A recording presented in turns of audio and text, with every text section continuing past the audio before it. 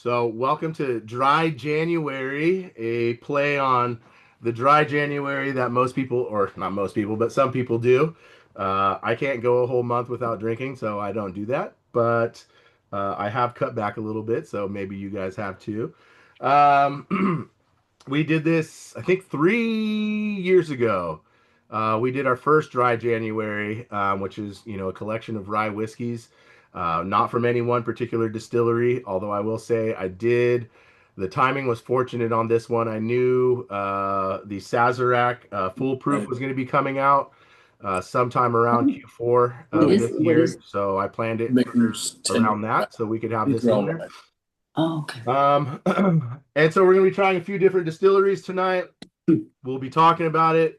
We're going to start off with one of my absolute favorites, which is Michter's Rye 10-year. For those of you that don't know, Michter's is a distillery out of Louisville. However, they did used to source when they were initially getting started. I don't think this was from a batch from 23. I think I put the batch on your bottle, so you know which batch it is exactly. I don't think this one was sourced. I think this is their distillate now. So let's pour this up and see what we think.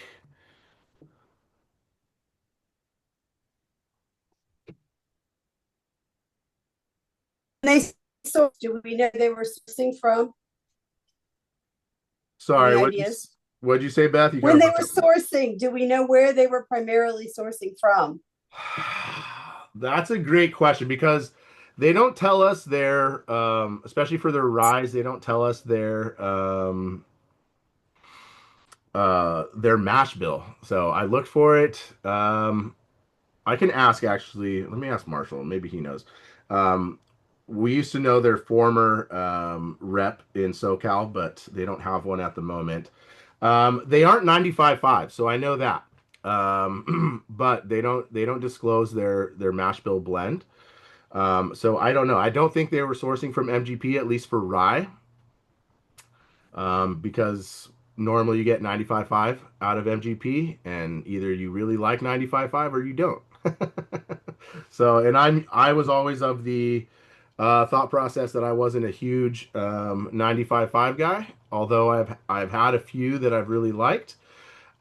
Michter's was actually what got me into ryes, and so I really enjoyed what seems to me probably around a 60 to 65% rye in the mash bill, just because it does come out a little sweeter. This is the one that got me going down that rabbit hole. And so I really hope you guys enjoy this. How many, I'm sure a few of you have had the Michter's 10. Has anyone not had the Michter's 10 before? He probably had it. I'm just not sure. Steve? Okay. Well, let's dig into it. Let's see what you guys think.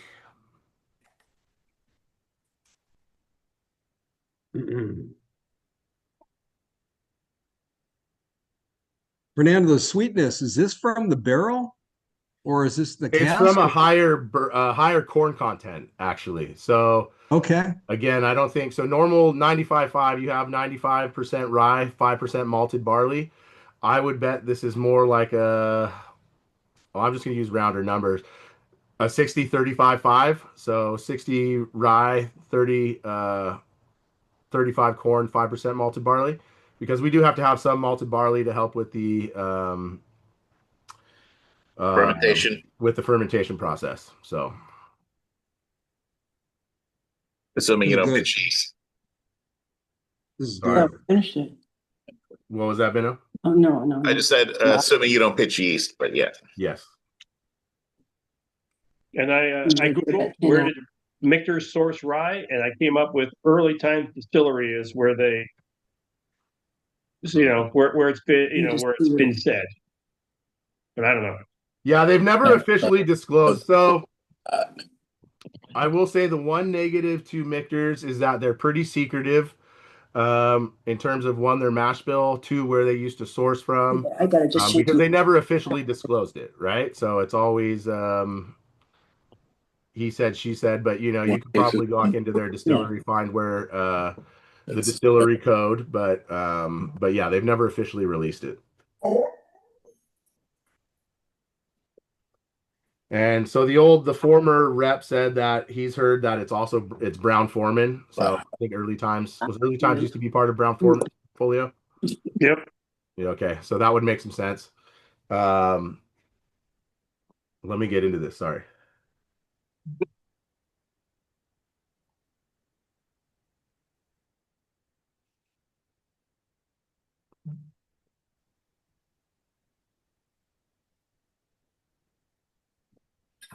And yeah, he confirmed that this was lower rye, higher corn. So Steve, that's definitely where you're getting sweetness from out of this. Not to say that you won't get sweetness out of these other ones, because you will. I'm actually really excited to go through this lineup to see what we like and don't like. Also, you guys were given cards with your sets. Doug, I might have forgot to I might not have had them printed when I sent your set, so you guys might not have. Um, Cards? Yeah, is there a rank? There should be ranking cards in your box. Oh, no. Steve, Okay. you see what Steve and John are holding up? Yeah, I saw it.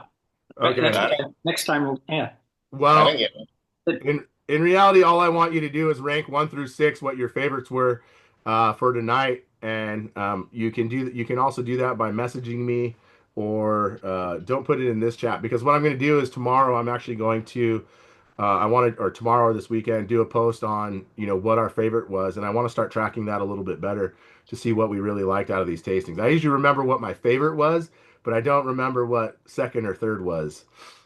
So you want us to do the whole rank? Yeah, if you can, if you don't mind, Okay. and I feel mean, free I don't to. know. No card, no ranking, Nando. I'm just saying. Oh, that's all right. Hey, Bino, on the nose on this one, I get something weirdly chemical. And you're really our chemist expert. What do you think that might be? I know what you're talking about.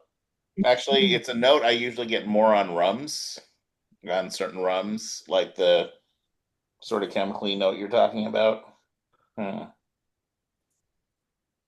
trying to think, what is that identified as? It's not coming to me right now. Maybe a little acetone, maybe.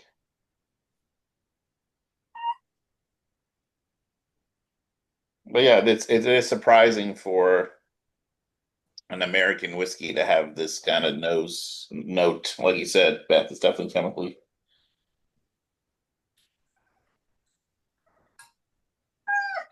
It's a little like a latex glove, like a doctor glove, Mm. is what I get. And that's not a great note for the most expensive bottle in our lineup tonight, I think. It is, yeah. So shipped to me, this was $225. Is So there an undertone of peanut on it though? Anyone is getting though, like after the chemical? Maybe some maybe some nuts, like maybe an almond. Mm. see, I get lightly herbaceous in the mid palate, a little sweet up front. I'm still just nosing it, trying to figure out what that is. Although this is not as sweet as other Michters I've had, especially from the 10-year range. Mm.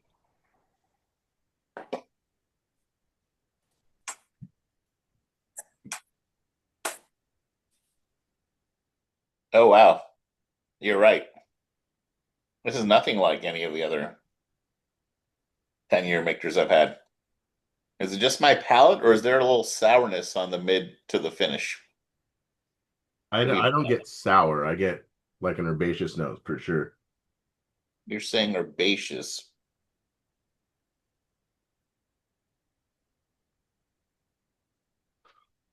And it's not minty. Sometimes I get minty on, but I don't get minty on this. It's almost So got like a T structure to it. yeah, It's a little as herbal, right? the tannins are more present. Yeah.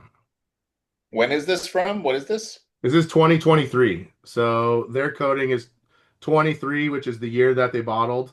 And then I can't tell if this is a V or an I or a 1. 3564. Oh, the label says V3567. Then I probably could see this in a better light then. And then when you wrote the label? And in the Well, morning, your eyes are good. yeah, yeah, Yeah. yeah. Get your bifocals out. Also, I just got done running up and down a court for 4 quarters that I don't do anymore. So my body is maybe just exhausted. This if you blinded me on this, I never would have guessed this is a Michter's 10-year. Either would I. So I maybe have to apologize a little bit here because I almost every Michter's 10-year ride that I've had has knocked it out of the park. Yep. And They're honestly better than the bourbons. they are. I actually Yeah. don't really care for their bourbons. Their ryes I love, like almost always. So are you saying you don't like this one much? I'm saying that I wouldn't I pay don't love it. $225 for this again. Mm-hmm. Normally, so what I've seen is actually prices come down a little bit on these. I think I've seen them for around 190, 200 shipped. Um, not everywhere, but I've seen it happen. But usually 225 is respectable purchase price for a Michter's 10 rye. There's a lot of people who love their bourbons. I've never been super fond of them. Um, they've had a couple that I've liked, but they're not worth the dollars to me. Usually the ryes are phenomenal. I will say the toasted barrel proof ryes are phenomenal, and I'm really tried hard to get one for this tasting, and I just could not do it. So What are you getting on this, Mo? I hope I got the audio on. It's funny because mine is starting to soften up a bit in the glass, and as it softens up, I'm definitely getting a little. It's softening up quite a bit, getting rounder. I'm getting a lot more of the barrel coming through on this than other Michters I've had. So I think that's why you guys are picking up this funk. Otherwise, I'm gonna sit on this for a while, let it see how much more it evolves. I will say I did put a little water in my mouth before the last drink I just took, and it actually opens up a lot more. The sweetness comes out way more. Yeah, I got a bit of like really high percent dark chocolate. I think something might be wrong with my palate because I'm just getting this sour astringency. Anyone else getting sour? I don't get sour. Mm-mm. No. Bitter. Okay. And it's just me. All right, I'll go reset. That's not my first. Oh, they're still on the first one. I just put the lineup in the chat. Sorry, I forgot. If you guys want to pour, I did go. I've got a bottle of 24. So I went to compare them, and they are vastly different, Okay. okay. which surprises me. Well, that's good to know because I agreed with Bino's statement earlier. This is not like any other Michter's 10 that I've had. So Yeah, the 24 is much better. Mm-hmm. Good. I've had that too, and it's good. so Beth, I should have taken a better look here. This isn't their distillate. This is bottled by. So now I wonder where they got this from. Somewhere not good. John, does the 24, does it say bottled by, or is it distilled and bottled by?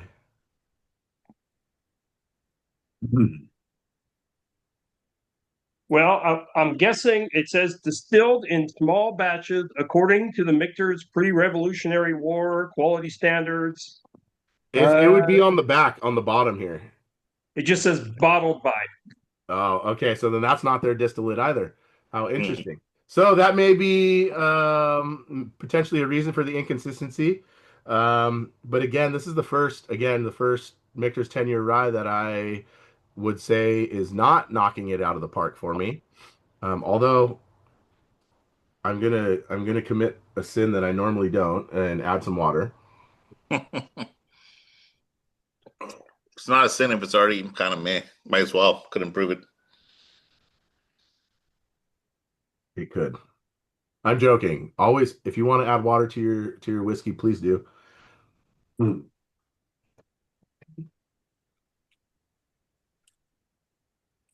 The water opens this up. It becomes sweeter to me. So I think this is better with water. And this is a pretty low. It's like 46.4, if I remember correctly. Yep, 46.4. So How much water did you add? I'm not gonna lie to you, a small spit of water. I don't know what that measurement is, but I put a little in my mouth and I poured it into the glass. Oh God, we didn't even know that. Just say a couple drops, man. A couple drops. Seriously. Andy, you get to live with that. Ugh. Not yet. You unmute.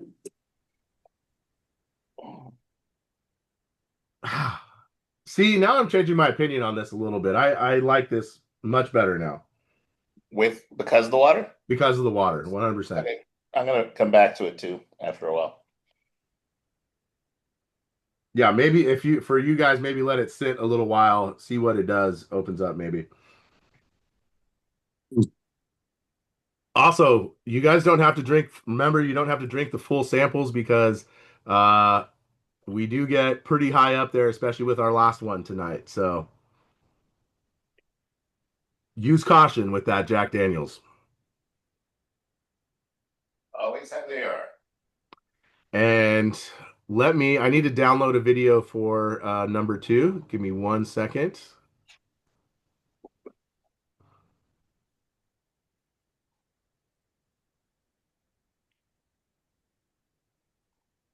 Oh my gosh.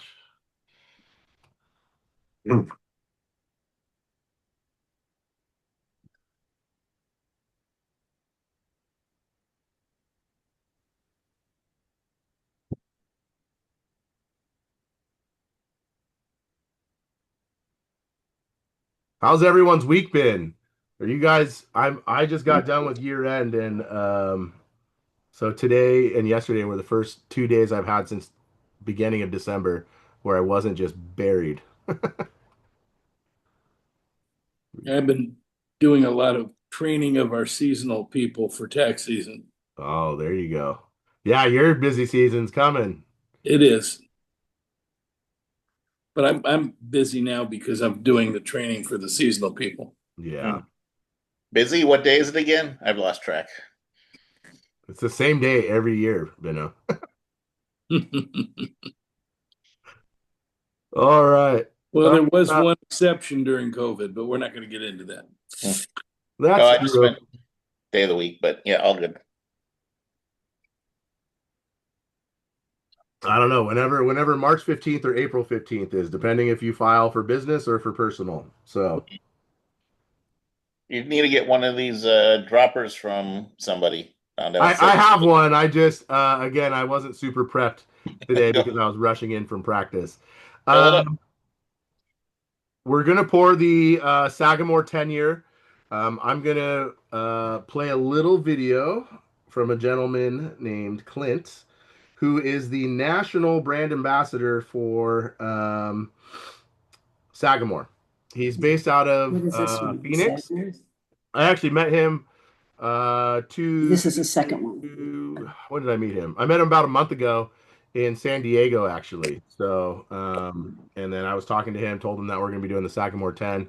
And so he wanted to send a video on this. And so go ahead and pour, and I will share my screen and we'll listen to this.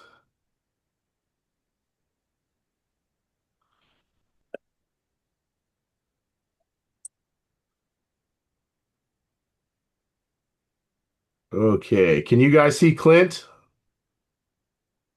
No, I can't. Not yet. Not yet. Give it time. Yeah, we just have a black screen, but it says you're sharing. There he is. Oh, there he is. We can see it now. Mhm. Yep. Okay, let me pour my sample so I can listen along.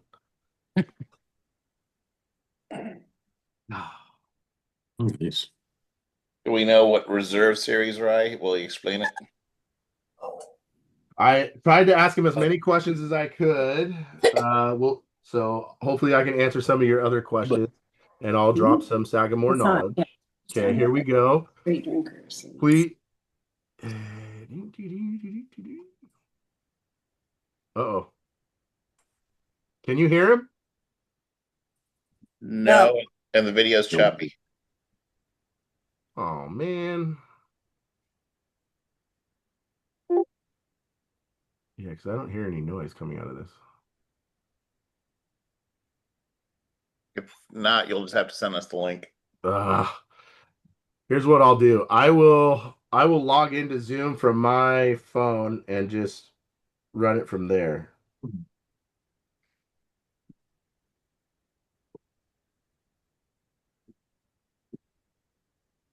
Oh, well, that's why. The video I downloaded has no sound. Okay. I don't know why that is, because he had sound. Okay, let me sign in from my phone real quick, and I will. Give me 1 second. Sorry.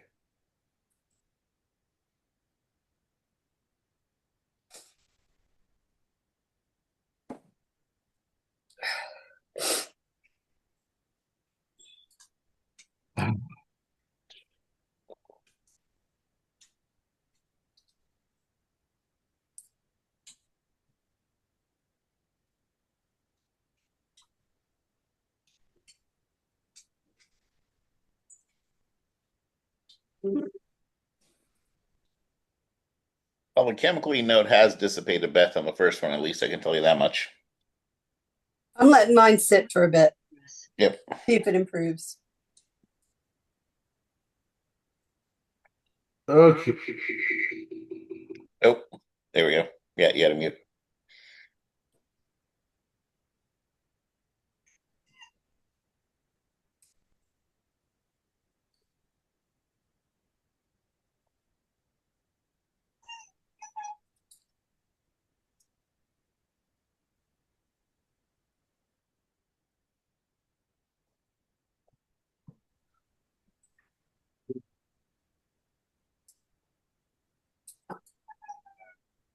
Everyone wants to mute while the video is playing.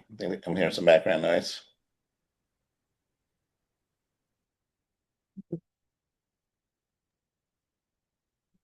Unmute your phone, dear.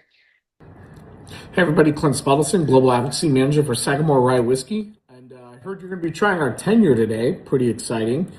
The 10-year was released late last year.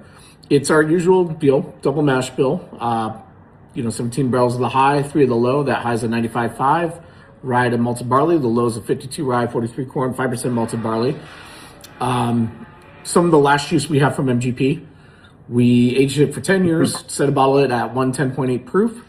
Fantastic drink. I've got a couple bottles, so I get to show you guys an unopened one right now, which is pretty lucky on my part. Never know. Maybe I'll catch a dinner later this year where I'll be serving as well. But for the tasting you have, enjoy it now while you can. It was Whiskey Advocate's number 7 overall whiskey for the year this past year for 2025. Pretty much sold out now. If you can find it, buy it.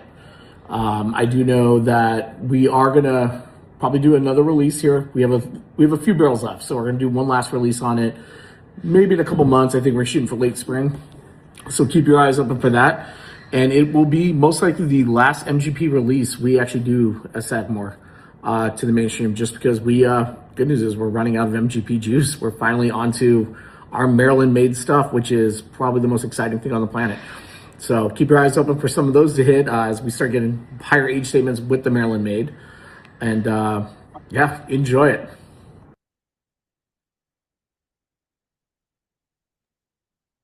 Well, that worked.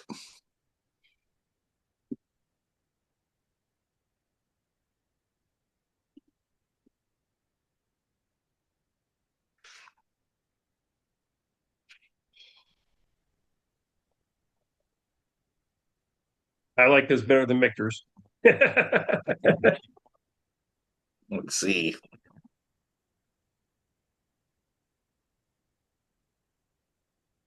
No, this is better. I think this has more of that spice that you expect from a rye. Yeah, and this is sorry, so I didn't know if you heard everything or not, but We did. This is Sagamore 10-year. This is the one that made Whiskey Advocates top 10, came in at number 7 of 2025. It's got a lot of acclaim. A lot of people really enjoyed it. I don't know how much I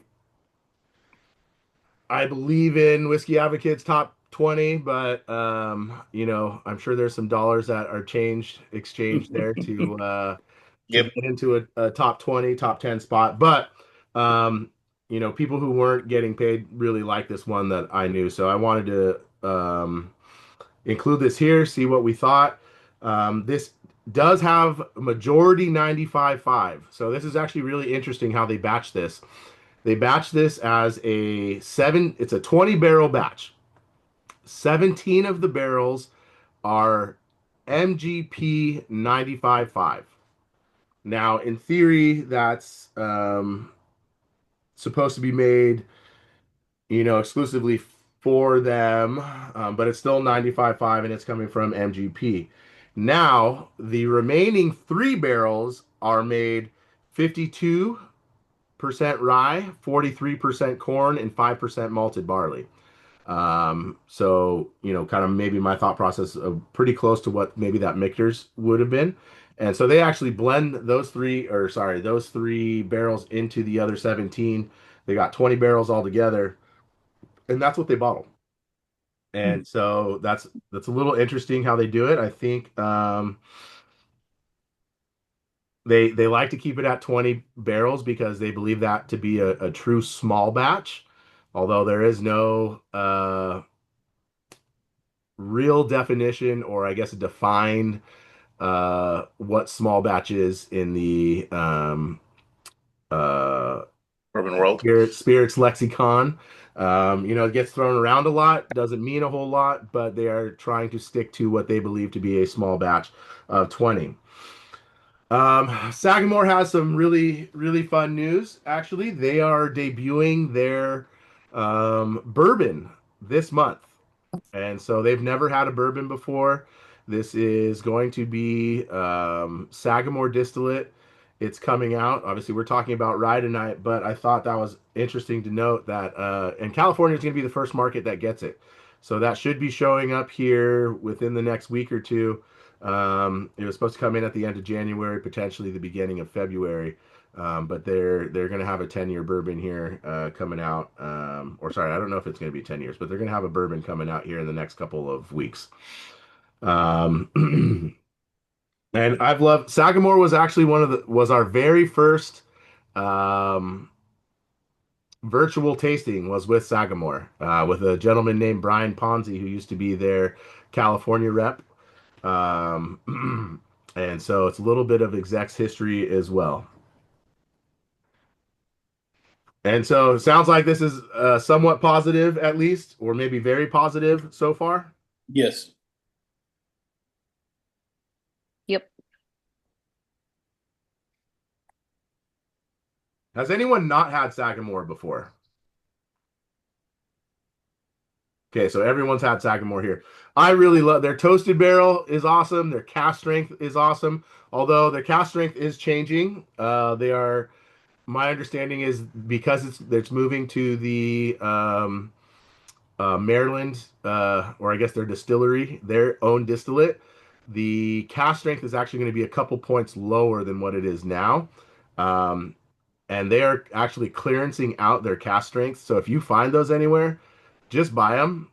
They're awesome. I Was love it a cast strength is NAS? it is, yes, but I believe it's a 6 year, if I remember correctly. So, and I forgot to mention this at the very beginning, but everyone who showed up tonight is going to be entered into a giveaway for. Let me go grab the bottle. Give me 1 second.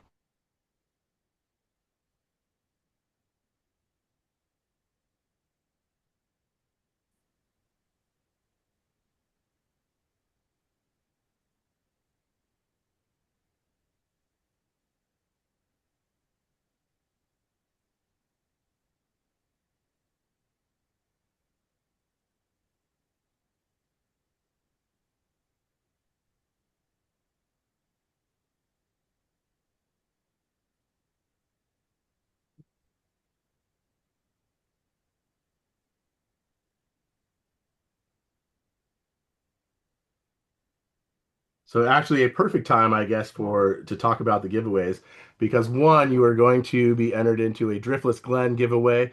This was a Cypress Craft pick from about 6 months ago. We had this in our advent calendar, and we had a little bit left, and I wanted to incentivize you guys to join tonight. So someone's going to win this tonight. That's here tonight. We also have a Sagamore Glencairn to give away that they gave me a couple of weeks ago. So someone's going to go away with a Glencairn too. So we will run that towards the end of the tasting, just FYI. But everyone's here, so you know what? Let me take a picture in case anyone has to leave early, so I make sure you're entered into the giveaway. Bam. And I'm running out of room, so I'm going to try and do more giveaways during our tastings in the coming months. So stick around. You may go home with a bottle from a tasting. I mean, if you need that, I got plenty of room still. Yeah, no, you do not. I've seen your fucking house. Plenty of room. Okay, I gave the Michters some time and a couple drops of water, and it's mellowed. That whole taste that we were getting is gone. Mm-hmm. Still like Sagamore better though. Fair. And hey, this is so $225. This was I think it's about 75.80. Let me see what I paid. Give me 1 second. Yeah, so this was $75. So even if it's close, I'm probably going with the Sagamore 10 over the Michter's 10 in this particular round. Now, that being said, again, I've had phenomenal Michter's 10s. So if you know there's a phenomenal batch, I think it's worth having one. But Sagamore does a great job. I've actually always been positive on them ever since we did a tasting, and I tasted through their whole lineup. Again, those the double oak is really good. The cast strength is really good. And usually you can find their picks for pretty cheap, usually about 40, $50. So keep your eyes peeled for those. The nose on the two of these is very similar now, right? Anyone else got them to ABM? As I'm comparing the two. Let me clear The first one's nose improved substantially. Yep. Took time, but. Did you add water, Beth? I didn't bother. No, and it's raisiny, kind of pruny. Smells much better.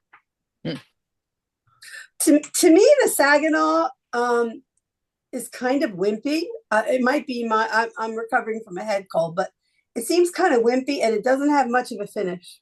Is that the Sagamore? Yeah. And Sagamore comes from your neck of the woods. This is from Baltimore, Maryland. So that's where they do this at. Is there a whole thing? Isn't there a whole thing with Maryland rye, Nando? Yes. So for those of you that, if you don't know, the first thing that was distilled in America from a whiskey standpoint was rye. When we came over to America, rye was the dominant crop. Bourbon didn't, or not bourbon, corn did not work until we started our westward expansion. So as you started getting into the more westward states, it's a little bit hotter. The ground was more fertile for corn. Then you started to produce corn, and then you started to see the beginnings of bourbon. But George Washington had a rye distillery. So, rye was the first thing that we distilled here in America. Maryland was always known as as kind of a rye capital in those times. And then you had a Maryland style rye, which is in theory, a little sweeter. They didn't really, I don't know that they had the mash bill the same way they do now. So I don't think you can point to a 95.5 versus this, a lower mash bill, but it was always known as a Maryland style rye. And so what Sagamore is trying to do with their whiskeys is bring back that taste of those ryes. Yeah, it's a different style. But let's not forget, before rye, there was something before rye. Wasn't it rum?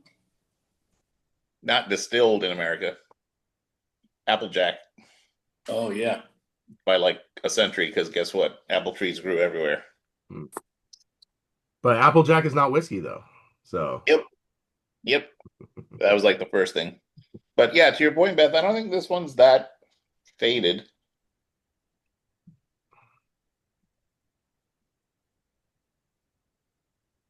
I was thinking I just tried some Maryland rye, but it was Pennsylvania rye. It was Rittenhouse. Oh, that's a whole thing too. Pennsylvania rye. I am not normally a fan of Pennsylvania ryes, if I'm being quite honest. There's it's not Rittenhouse. What's the other one? The big one. Oh, it's gonna bother me. I forgot their name. You're thinking of Dad's Hat. Dad's Hat, yes, 100%. Not a Dad's Hat fan. Okay, I am a fan, but I'm from the area, and I don't want to go too historical on you, but you mentioned George Washington. Yeah. You know, George Washington sent the troops in to quell the Whiskey Rebellion. Mm-hmm. Yeah.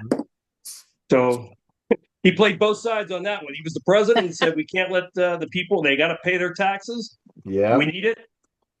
You whiskey people making your rye aren't paying it. We're coming in. Well, you know, what I've noticed over my lifespan is that politicians usually get to play the best of both worlds, right? So there's that.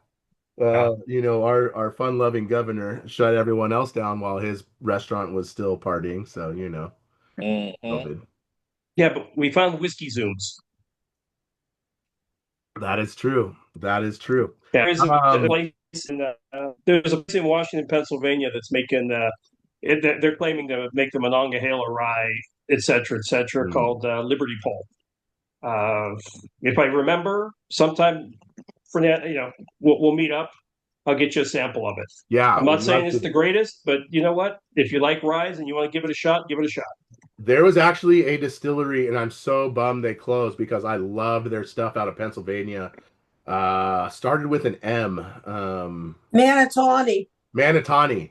I loved what Manitani was like. Almost everything they did for me was a win and was a hitter. And I was so bummed to find out, like, I think in August or September of last year, they closed because I thought they were a phenomenal distillery. Their American single malt blew my mind. And I was honestly planning on doing a tasting with them, and I'm so bummed that they closed because they had some great juice. So yeah, the problem is that just making good stuff doesn't cut it. You got to be able to sell it. Yeah, there is a chocolate and whiskey tasting this weekend, and somewhere in Pennsylvania, not too far from here.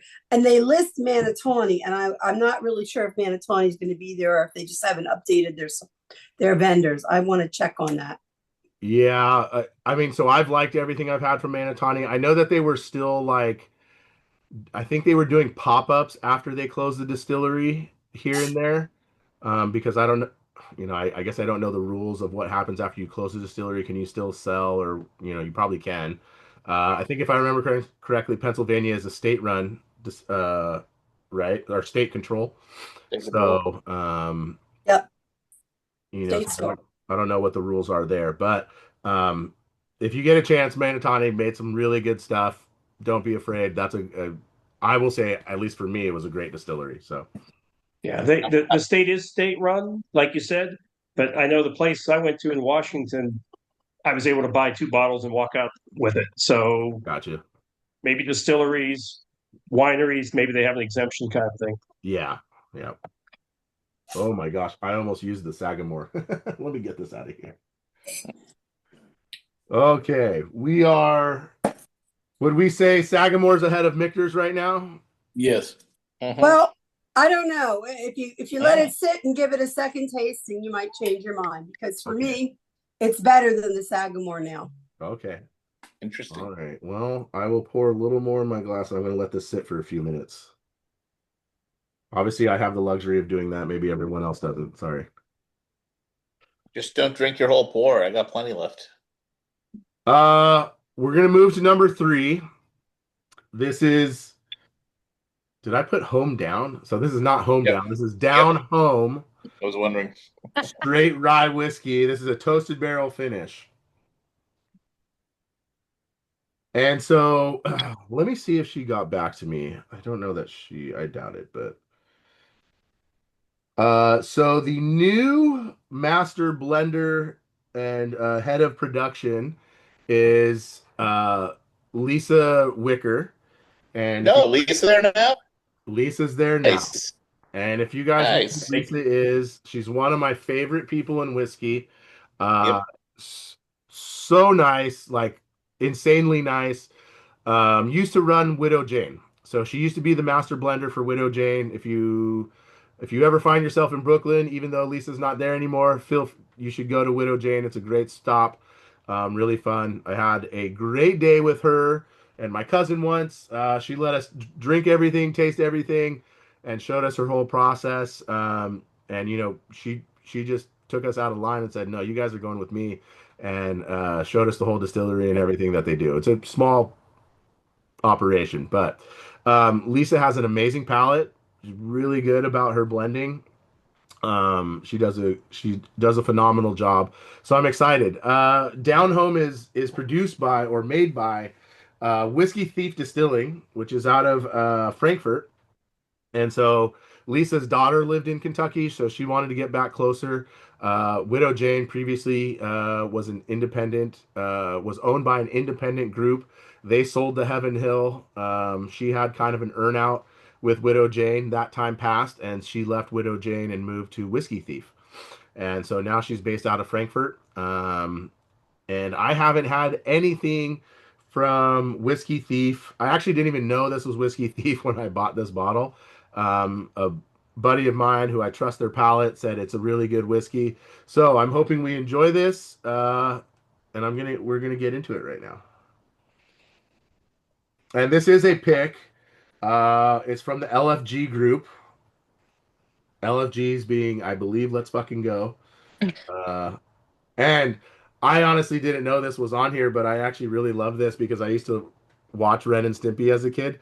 And this is Powdered Toast Man. And so that kind of cracks me up. Okay, now to see if Lisa answered. She did not.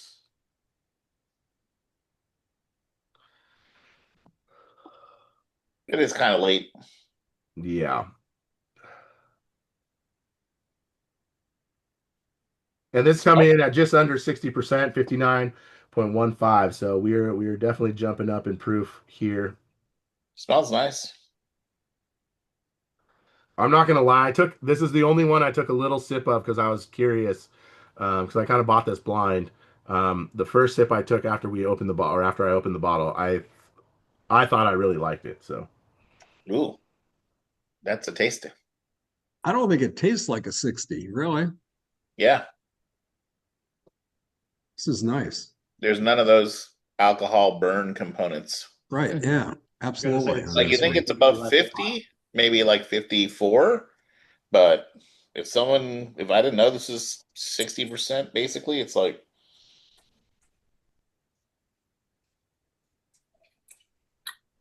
this probably has my favorite nose of the three so far. so far. What's nice is it has like a really good full front palate. Like as soon as it hits your lips, it's just like boom, exploding in flavor. Good. Decent finish too. Mm-hmm. So Nando, what's this one retail for, roughly? Great question. Probably not a lot, right? No, this was not cheap. Really? It was second most expensive bottle of the night at 120, shipped to me. Really? That's still not bad. And then the Any Toast idea Barrel. if this is a pick. Is this pretty close to their standard? So great question. This is the first thing I've ever had from Whiskey Thief. So I can't answer that question honestly because I don't know. Sorry, Whiskey Thief or LFG? What's the difference? LFG is the group, so they're like an execs. Like it'd be like us picking a barrel. It was their barrel pick. And then Whiskey Thief is the distillery. Okay, and then Down Home is the name for this particular bottling. Okay. Whiskey Thief Down Home LFG pick. Yes. Yes. Okay. Got it. And do they spell Whiskey Thief with or without an E? Without. Right. The whiskey? Really? Wait, the whiskey and the thief. No, it has an E in it. Sorry. It has an E. It has an E. Yeah. It's Kentucky, except for Maker's Mark, everyone else has to use the E. So. Mm-hmm.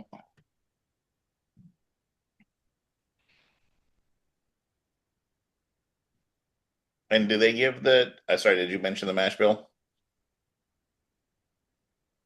I did not. So this one I could not find any information on, but let's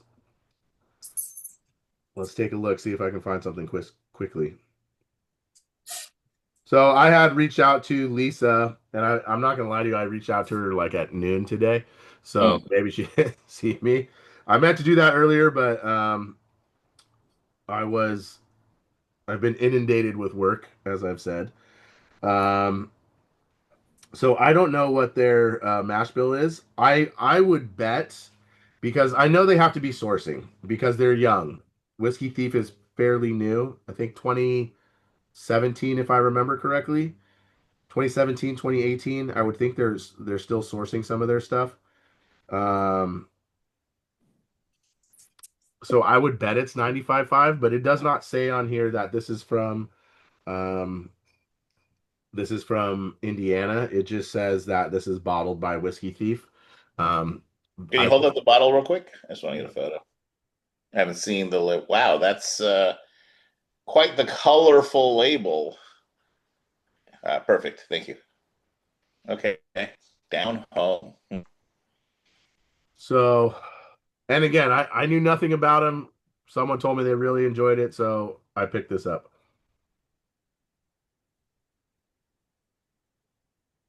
And honestly, I really like what that toasted barrel brings. Like, there's a little, I don't know, maybe like some chocolate. I think I'm getting like chocolate in this. Mid to back palate. Big chocolate note. Toasted barrel finish. So this toasted, what does toasted barrel mean? Um, it's a secondary finish. So you are taking, and this is what I asked Lisa. I don't know if they're using new American oak or they are using a ex bourbon barrel that they toast. Usually you're charring to a 3 or 4, and then the initial aging that happened in a barrel. Now you're moving that distillate into this new barrel that just was freshly charred and aging in a secondary aging. So that's normally what you're going to see toasted barrel. A lot of normal notes that you get are marshmallow, chocolate out of the toasted barrels. I'll say like Elijah Craig had a really good toasted barrel that I liked a lot, but I will say you have to enjoy a little bit of a sweeter whiskey. So if you don't like a sweet whiskey, sometimes a toasted barrel might not be for you. But this is the first ever toasted barrel rye that I've ever had. So I think maybe with the rye, it works really well.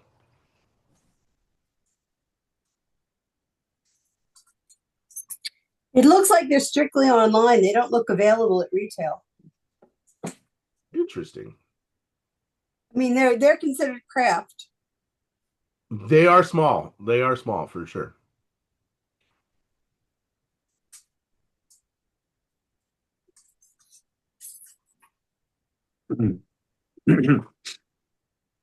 I think maybe this one went through Sealbox. I didn't get it from Sealbox, but maybe. Let me see. Because that seems to be what a lot of these smaller distilleries now they're pushing through Sealbox. Nando, was that a 750 bottle? Because I'm seeing a lot of 375s here on their site. It is, yes. Well, it looks. I'm assuming it actually. You know what's really interesting? This doesn't say, unless they covered it up with this other. No.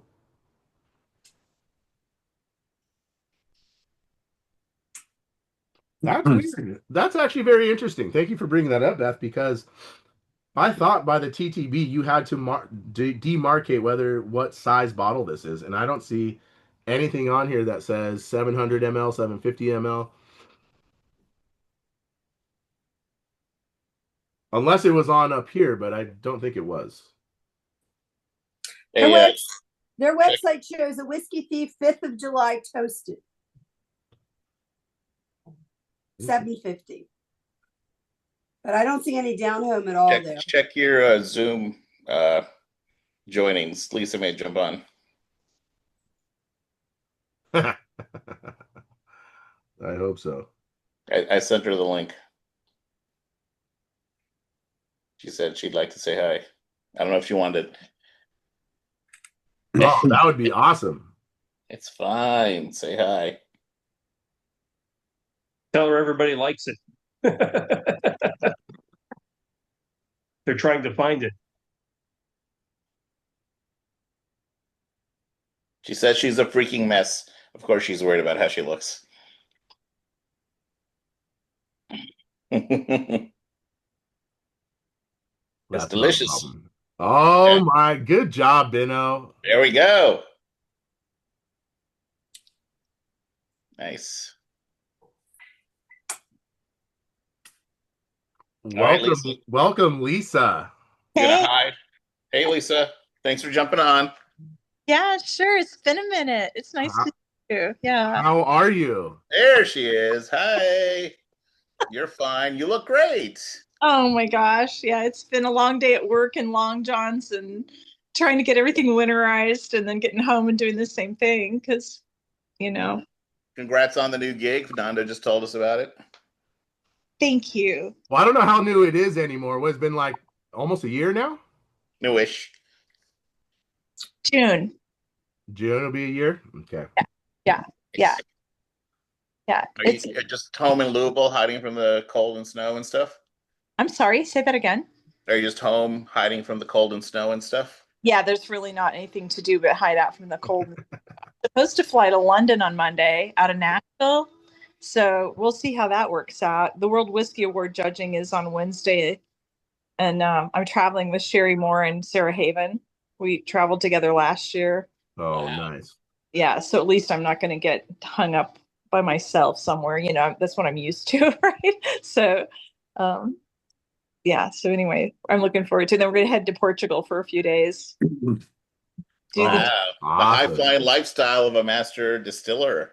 Yeah, well, like you said, and two other industry women, right? So we traveled together last year. The deal was no regular shopping. We could go to whiskey shops, we could go to distilleries or pubs, right? But outside of that, and we had so much fun. Oh my gosh, we called in a lot of favors people had offered us over the years, in Scotland, and just did all kinds of crazy stuff, like spending the day with Emma Walker at Johnny Walker, and things, right? And so anyway, so we're doing the same thing in Portugal this time because Sherry and I have used some of the same cork suppliers for years. So they are going to wine and dine us a little bit and take us to the cork forest. And you're going to go to the cork forest? You're going to get your own corks? That'd be cool. Yeah. So anyway, so traveling with two other blonde whiskey nerds is a lot of fun. I bet it is. We only get in this much trouble once. Only that much, huh? Could imagine. How are you guys? Really good. Good.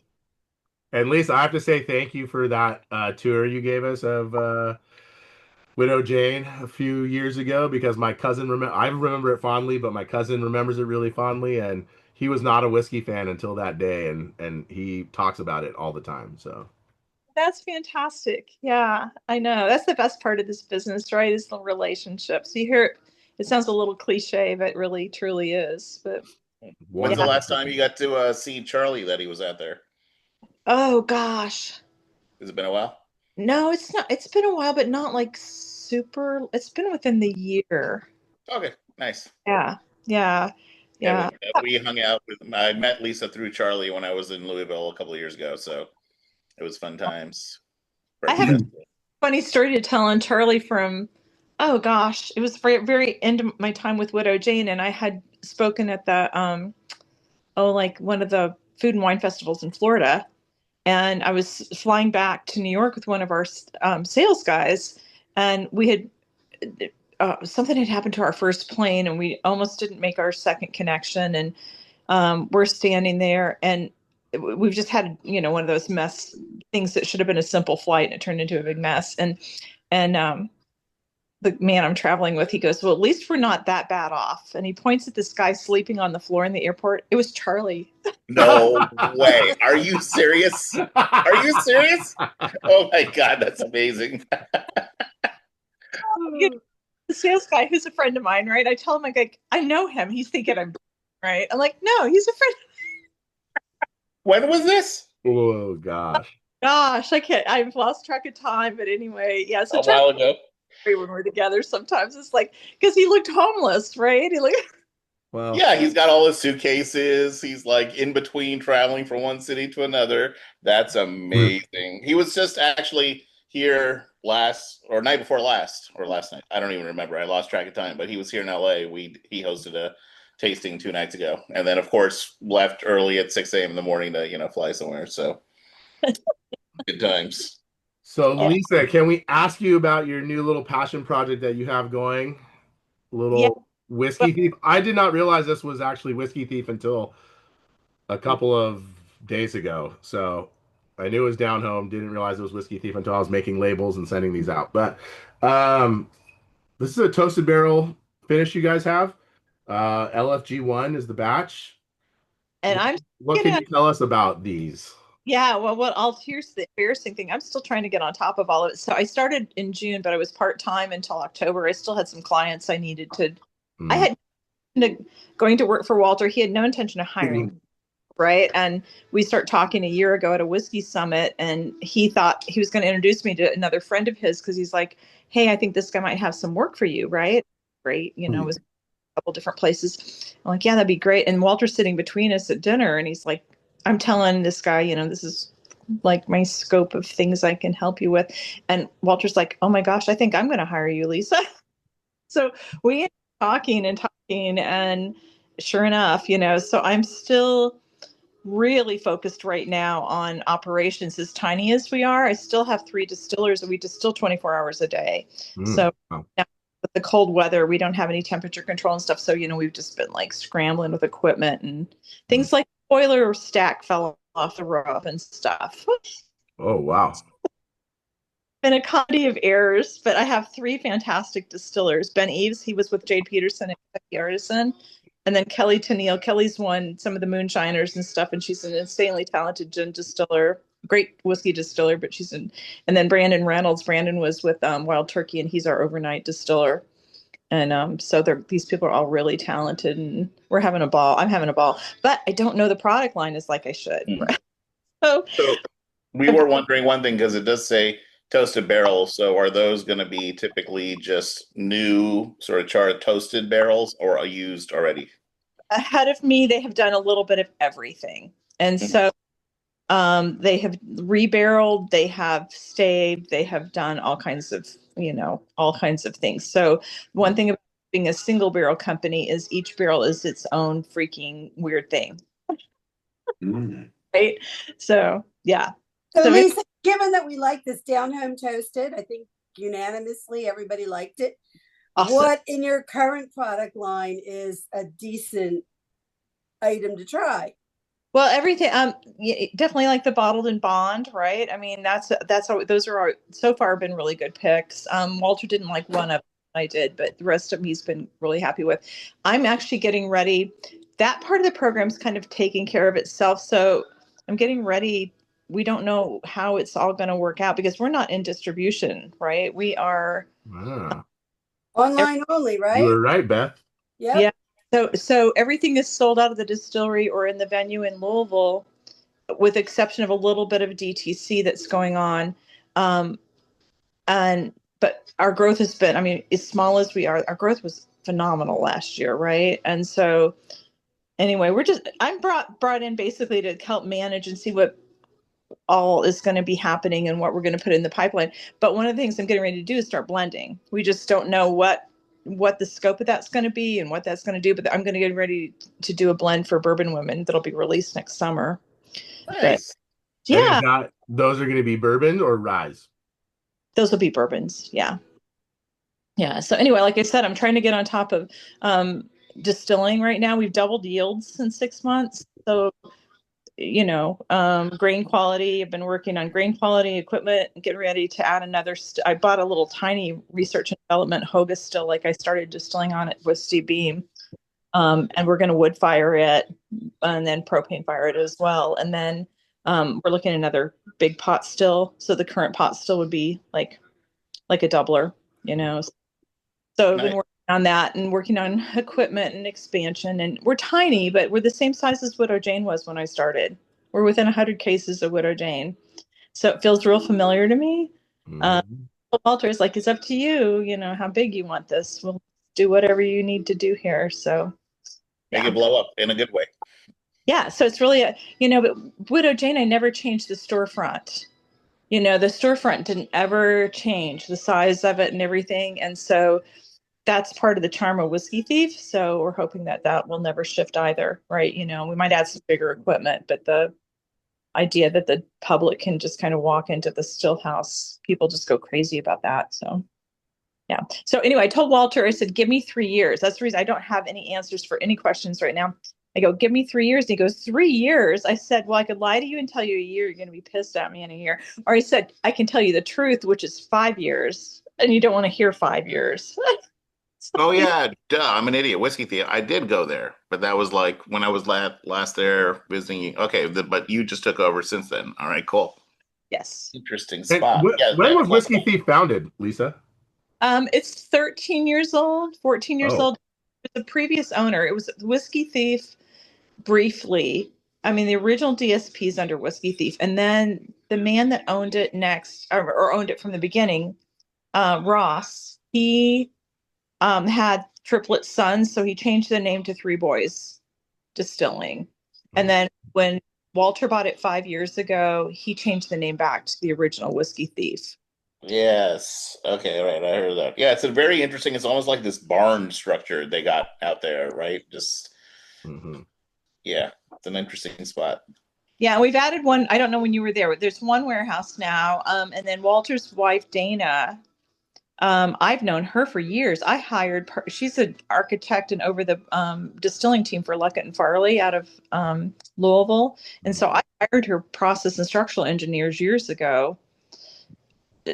And so we've known each other for a long time. That's how I ended up getting introduced to Walter. And then some of my buddies that were on that project with Luckett and Farley, and now we're because we all just go in circles. They're with Heaven Hill now, So it was funny because they had actually worked at Widow Jane project with me, and now they're actually working on the Widow Jane project directly, right, as Heaven Hill employees. So yeah, Widow Jane is Heaven Hill now, right? So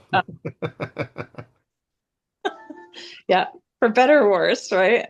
Yeah. I say nothing about that, but I've been acquired before, so I can tell you that doesn't usually work out so well. Well, the lovely thing is the team that I trained is still in place up there. Yeah.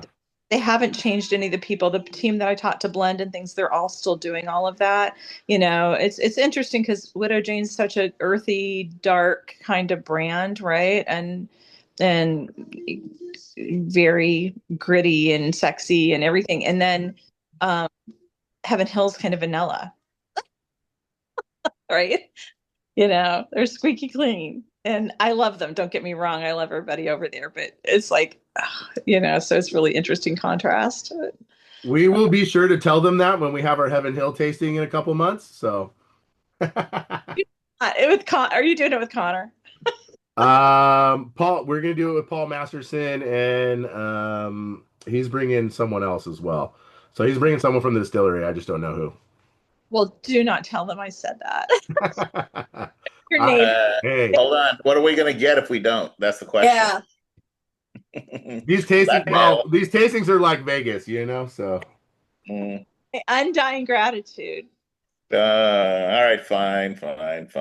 I'll buy you take it. Okay. Well, Lisa, this is really good. I'm very excited to see what you do with this in the next coming couple of years. Yep. I'll have to. And FYI, in case you didn't know, we were drinking Michter's 10 and Sagamore 10 before this, and so far the consensus is this is better. So just that's amazing to hear. Yeah, that's here. So cheers. Thanks for jumping on, Lisa. To Absolutely. You. I hope I can see you guys soon. Absolutely. Cheers. Bye.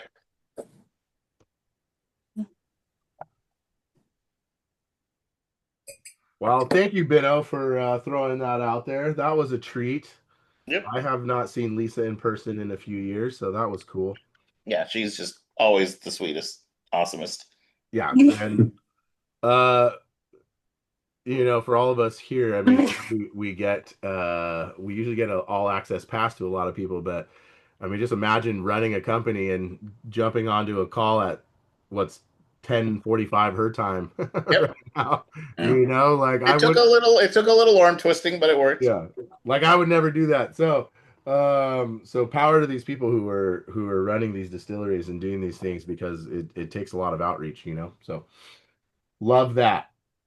Okay, 4 is Old Overholt. And funny enough, actually, this kind of connects to Lisa in a way, because Old Overholt, the base brand of Old Overholt used to be or not really mine, but my cousin's shot of choice in Brooklyn. So we'd always finish the night with Old Overholts, which was not my favorite thing ever. But this is the first of the cask strength editions that they came out with a couple years ago. For those of you that don't know, Old Overholt is a beam distillate. That's important because we are doing a beam tasting in a couple months. I'm very excited for. You should be very excited for. That's going to be. I've literally collected every big beam bottle you would want over the last couple of years, and it is going to be in there. And okay, so this one's 10 years old. The last couple of years they've increased in age, so this was 10, 11, and 12 most recently. I remember this 10 getting a lot of love when this came out. I never had it back then. For the first time with you tonight. Beam is out of Claremont, Kentucky. And they do, some people really love them, some people don't. I happen to be on the love side because, especially with their bourbons, they have a lot of chocolate nuttiness, big nutty profile. I really enjoy it. So I'm interested to see how their ryes taste. So, cheers. Oh, man.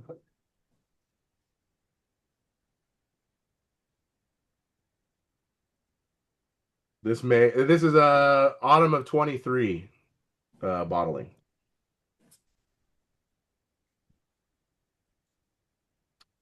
Distilled and barreled in 2012. So you guys understand, I have to hold on to these bottles for a few years sometimes in these tastings. So my first exposure to Old Overholt was back in my college fraternity. My best friend, who was president of it, he liked Old Overholt, and it was the only bottle of booze he could leave out, and nobody would steal it from him. That's great. And how long ago was this, Mel? That would have been around 75. Ah, all right. Ooh, I really like this. Would have been earlier than that, actually, but okay. We'll go with it. It's okay. Well, as of last month, I've been a CPA for 50 years. Oh, Jesus. Congratulations. How many years do I have now? 20? No. 18? I think I have 15 or 16 years now as a CPA. So, well, I'll have to go back and check. I immediately love this nose. I hope I'm not the only one. Again, I'm also a Beam fanboy. I love Beam distillate. So.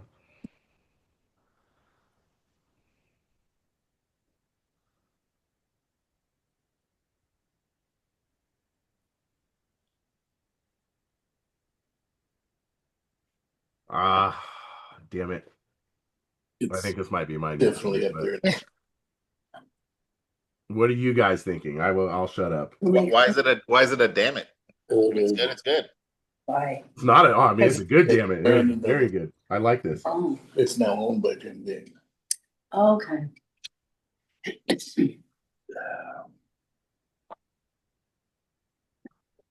And I'm not gonna lie, I did a bad job of researching this one. I didn't even look it up. So I want to see what their mash bill is. So it tastes like to me though. Tastes like what? Waxy. Oh, waxy. Mm. In a good way or bad way? That's up to your taste. Well, I like Klein Leash waxy. So there's that. Usually waxy is indicative of a good thing because it refers to kind of like having a sort of softer or oilier mouthfeel. So that's Yeah. generally a good thing. I would agree with you, Bino, that usually waxy, I think it holds the flavor a little bit longer on your tongue. Mm-hmm. Yeah, it has more body, more depth, instead of just like evaporating, so it sticks around. Yeah. So looking this up, it says the mash bill is 80-20, rye to malted barley. That's surprising. Wait, 20% malted barley. Okay, that's actually where that probably comes from then. Interesting. No corn.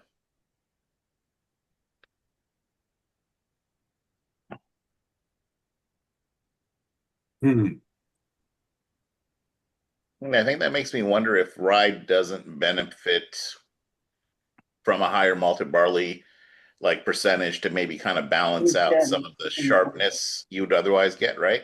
It would for me. I would probably be in favor of that, because I'm not.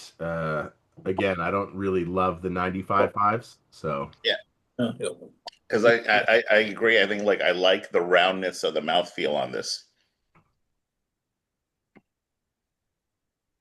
Let me go back to the previous down home and see. There's a little bit of in the back palate, I'm getting like a little peppery, a little maybe like a green bell pepper note. But the first part for me is a little sweeter. There's a little bit of nuttiness. Because you're used to sensitive to that. I can't drink. And this one's 1% higher than the other one, 60.5. So, or a little over 1%. I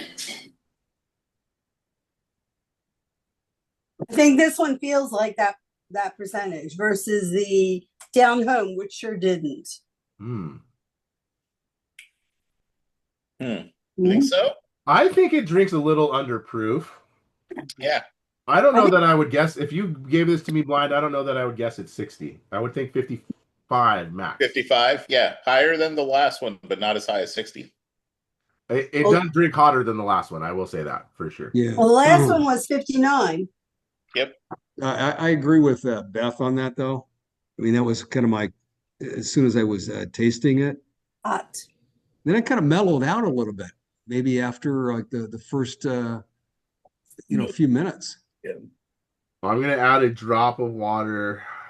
I'm just committing sins all night today. Oh, God. Fuck. It's not a sin. Stop saying more? that. You're being I poured recorded. the sin was I poured way too much water in, but You need the dropper. it's right next to you. The dropper. It's right The dropper. there. Just use it. See, I put too much water in where it took away the kind of that wax of the palate coating. So just add more whiskey. It's really easy to fix. Yeah, but I want to be functional tonight. For what? We're Andy and I are supposed to walk to at walk for sushi. dinner after this, so we'll see. In fact, I'm going to put us on the wait list in 2 minutes. It's like an hour and a half wait. You should go for what was that? Udon. You should go to that udon place. I know. That might be a backup. Yeah, there you go. There's a sushi spot in the area too. I still really like this, even with the extra water. I like it better without the water, but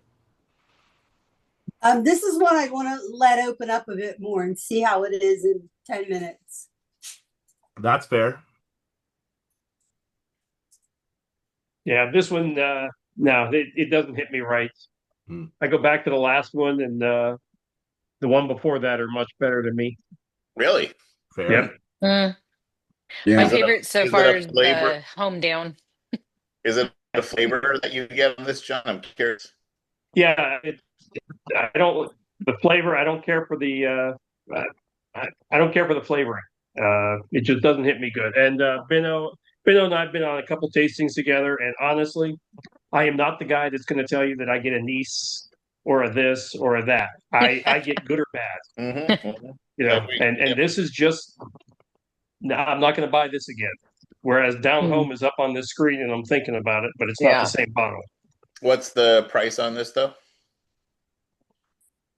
The price I paid was 110. Wow, that much? Yeah, this is not cheap for sure. How much was the down home? 220 or 120. But that's but 120. that's that's distillery direct, right? Because they're not Well, selling. it was a pick, so probably seal box or Oh, something. got it. That was a club pick. Yeah. Remember, Benno, this old Overholt's a cask strength, so it's going to be a little higher price. I mean, but Even so, I'm still, I don't know. I guess I haven't been buying as much bourbon and rye lately. I'm still a little surprised by the prices, I guess. He's fine. Anybody get mandarin in this? Like mandarin orange. Ooh. Mandarin? I disagree with him. I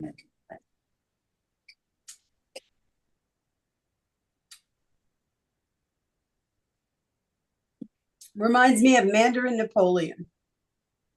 If you've ever had the Mandarin Napoleon liqueur, which is one of the finest orange liqueur you can get. Oh my gosh, what is that? So if you've never had it and you want to have a good orange liqueur for any cocktails, especially for doing a float on Like your an old fashioned or a margarita when you make a Cadillac margarita, right? Mandarin Napoleon is the best orange liqueur you can get. I bet Hands High down. Times has it. Yeah, try it sometime. You'll see. Forget Grand Marnier, forget Cointreau, Mandarin. Do you get Mandarin in this one?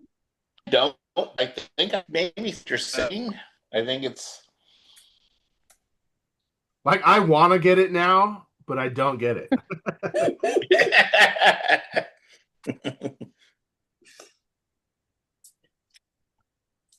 What I will say is there's like a brightness a little bit in that mid palate for me.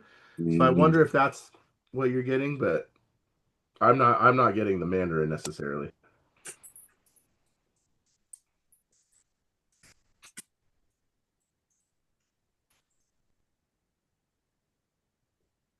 And again, this is why we do these tastings, right? We like to find out what we like, what we don't like, because I really enjoy this, and that's not to say that John's wrong, right? Like John likes what he likes. All of our palates are different, so.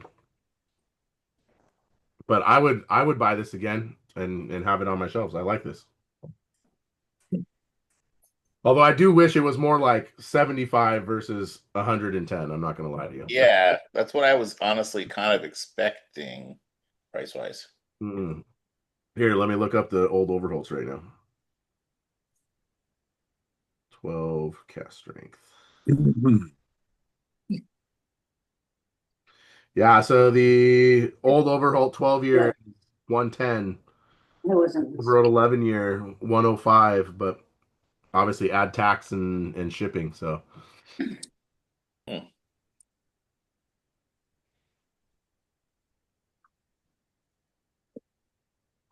Well, should we go to number 5? Yes. Yeah. All right. Number 5. And after we get done with number 5, we will do the first giveaway. Number 5. Actually, very excited to do this because I haven't tried this yet. Sazerac Rye, the foolproof. And if anyone really enjoys this, I bought 2 of these from High Time. They had it out the door, $35. So 35?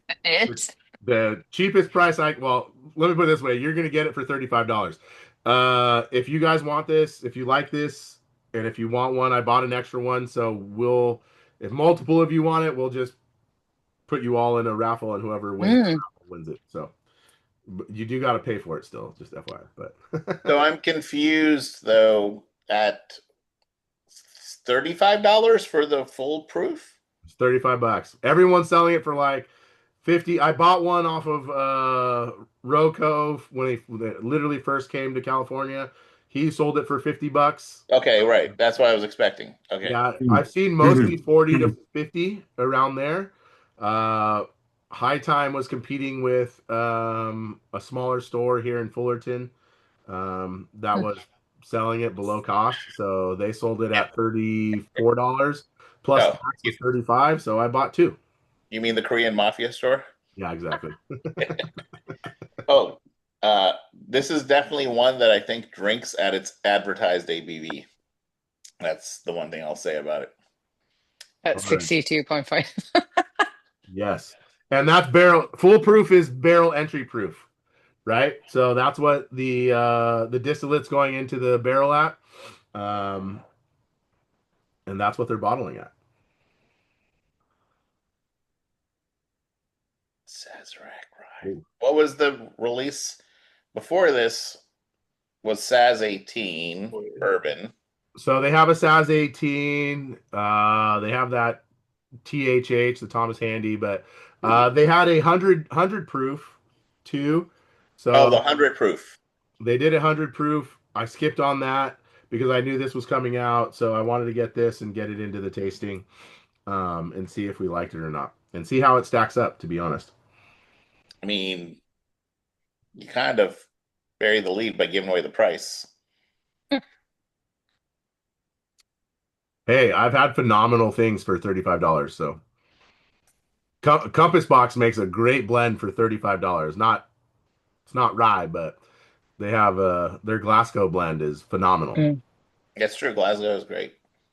I feel like I gotta say, I'm Josh. I'm Doug's son, and this is my wife Courtney. We got married last May, and I did wear Sazerac socks at our wedding. There you go. You definitely had to say that for sure. You had to roll that into some free whiskey, I hope.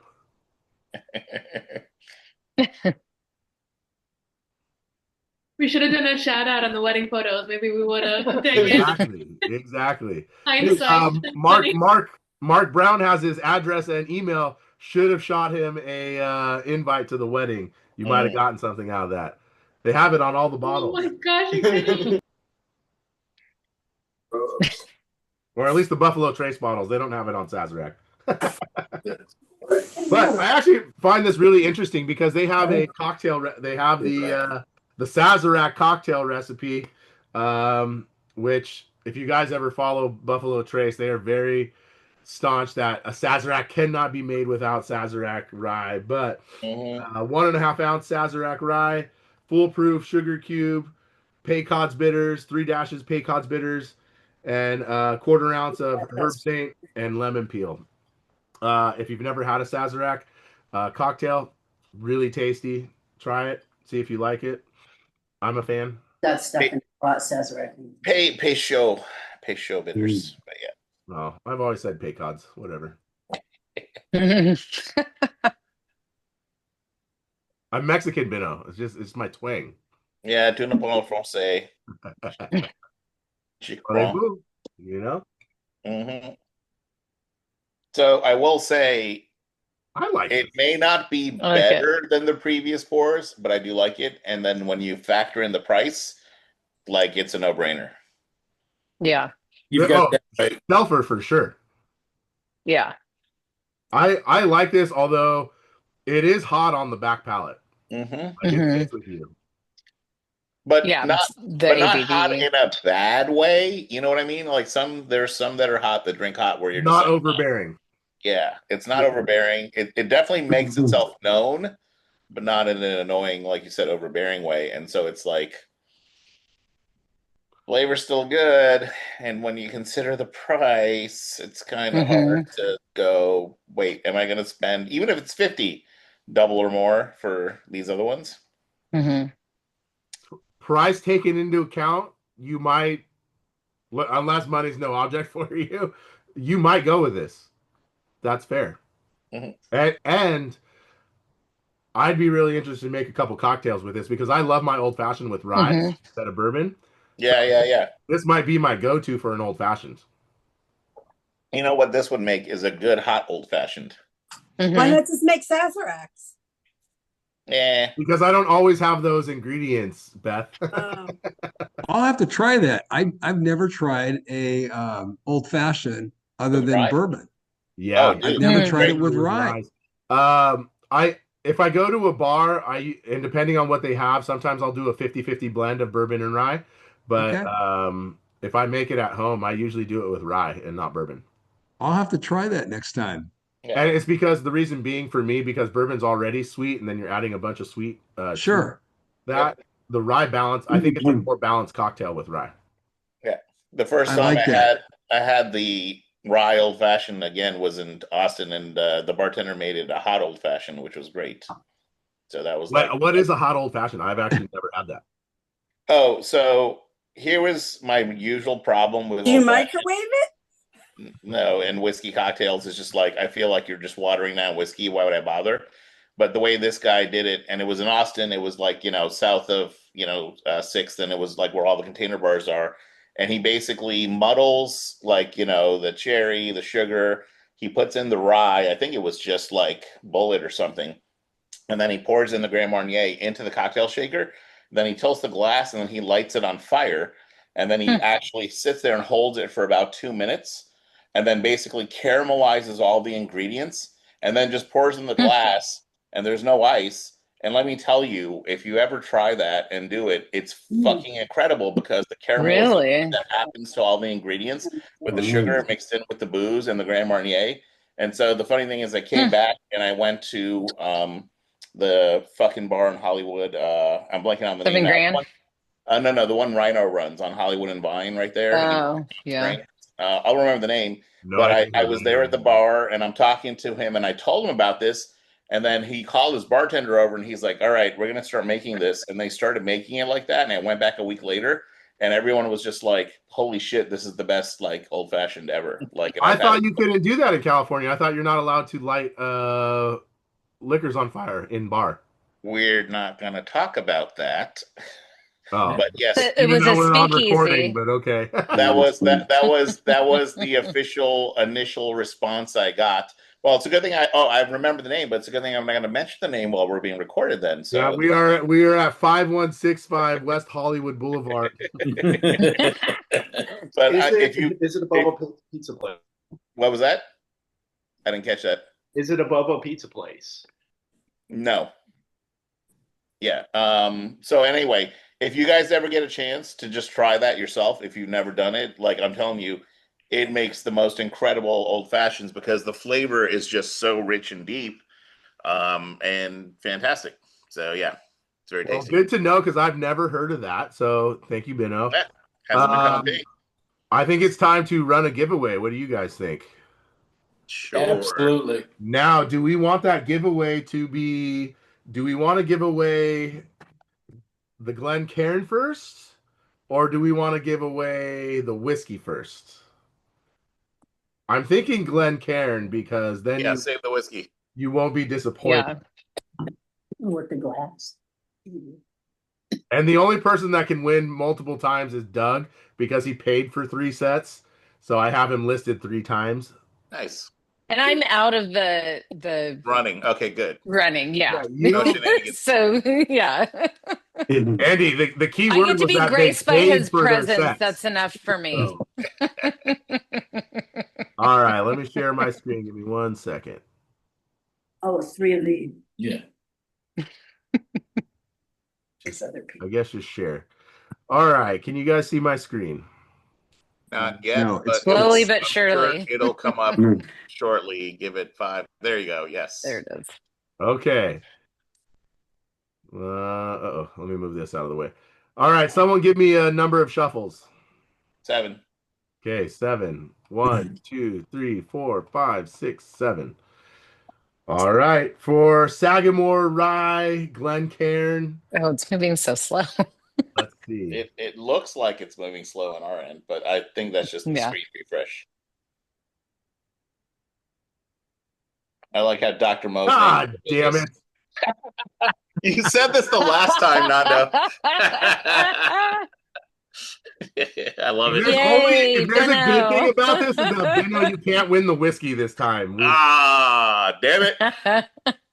All right, so Benno, next time I see you, you get a Sagamore Rye Glencairn. Wait, you should add my name back to at the his list birthday. Absolutely not. Hey, claim it when you come down for his birthday. Oh yeah, that's right. That's true. Yeah, I'll make sure you get it. Okay, let's. Hey, Fernando, I have one from Devil's Creek too. Glencairn. Oh, from Mammoth. Yeah. Nice. Yeah, see, at this point, I only care about winning just because it makes Nando so upset. So I don't even care if it was a pencil or an eraser. And I Okay. love that for you. Last real quick. That was number 5. Here's the 6. We're the game ender. Jack Daniel's single barrel. If you guys have never heard me talk about Jack Daniel's single barrel, I think this is the saving grace of Jack Daniel's for people like us, because I think they do an amazing job for their single barrels, whether that's their bourbon or their ryes. I really enjoy it. So I'm excited to drink this tonight. This is the highest proof I could find, 69.1%. So are we That's intense. starting on that? Yeah, we are. I would say maybe let this sit in the glass for a minute. Oh, I poured mine a while mine's ago. been mine's been sitting in the glass for like 2 hours. Yeah. Don't bring a lighter next to it. And I will get our initial reactions on this, and then I will cut the recording. By the way, this would be perfect for that hot old fashioned if you wanted to use something, high proof. Because it will burn fine. Well, yeah, it would probably light the place on fire. Jack Daniel's ryes are usually pretty, still a little sweet too, so it might be perfect for that. I think this is the highest ABV we've had, or at least I can remember. Oh yeah, it's up there. They did when you did my birthday tasting. Didn't you have like a 70-something%? No, not in that tasting. No. Those were all low 60s. For some of the tasting, you had like a 71%. I think we had a hazmat. I seem to remember. I think we had a hazmat. Yeah. Hazmat. Yeah. Wow, this is surprisingly not as sweet as I expected for a JD. And I see Dr. Mo nodding his head. And I know Dr. Mo has a few of these Jack Daniels since I was at his place for Christmas and he let me try JD 14 and some hazmat and some Coy Hill and some stuff. So what do you think, Dr. Mo? I agree with you. I expect Jack Daniels, even something like this, to be a little more sweet, a little bit more Jack. This is just really amped up. I gotta let it breathe. Wow. I get a lot of mineral, like it's very minerally. Right? Am I the only one? I don't know. I know. I get rose petal on the nose. Rose petal. How interesting. On the nose. No, but I think I know what you mean. Maybe a bit of floral. I get a little floral. Yeah. But the palate has this weird, very savory, almost slightly salty, kind of like, it's very unusual for a Jack Daniel's single barrel. I haven't too many of the single barrel high price. I've only had their bourbons. I immediately get maraschino cherry on the palate, like right away. Really? That's sweet? Yeah. So I will say this might be the most interesting. With a bitterness too. Like bitter maraschino cherry for sure. This might be the most interesting to me of all the entire night, because I don't know if this is because Beth put this in my mind, but I almost get a little bit of like perfumey. No, on the nose. Let's put it this way. All of the other ones were in this flavor profile. This Jack Daniel is like over here, right? This is the only one that's not somehow you could like almost mix any of the other ones up or confuse one for another, I think. Whereas this one is clearly outside everything we had before. It's very different. All right, and on that, we're gonna end the recording. So cheers, anyone who's watching this later on. We'll see you. That was a nice way of describing it, because it definitely is